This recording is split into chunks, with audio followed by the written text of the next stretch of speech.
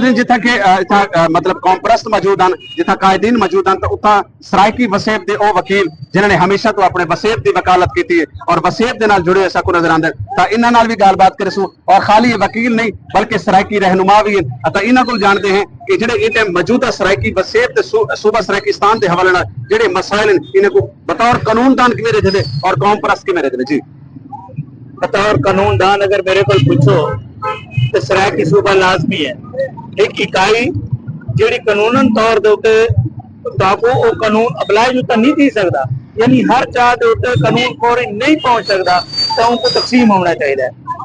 और अगर मेरे को पूछो कि ये बतौर नेशनलिज्म तो मेरा ख्याल है कि सब तो बड़ी कौम सराइकी है पाकिस्तान की।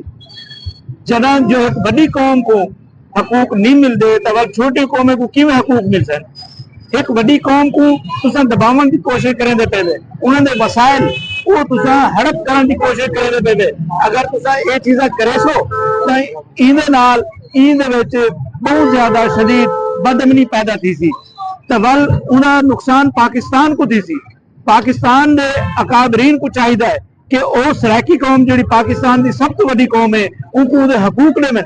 इन हकूक मिलन के नाल उन कौम के अंदर जी बेचैनी है वो खत्म थी वैसी। इन हकूक के नाल तारा जरा इंतजामी तौर के उत्ते कंट्रोल है वो मजबूत थी सी।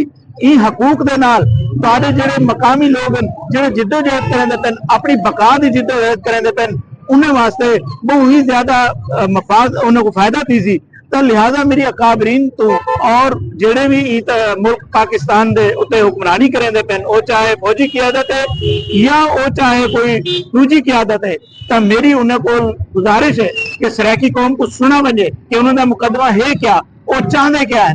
आया वो पाकिस्तान के अंदर रह के एक इकाई चाहते, अगर वो पाकिस्तान के अंदर रह के एक इकाई चाहते तो एक कानूनी अमर है और उन्हें को मिलना चाहिए। जी बहुत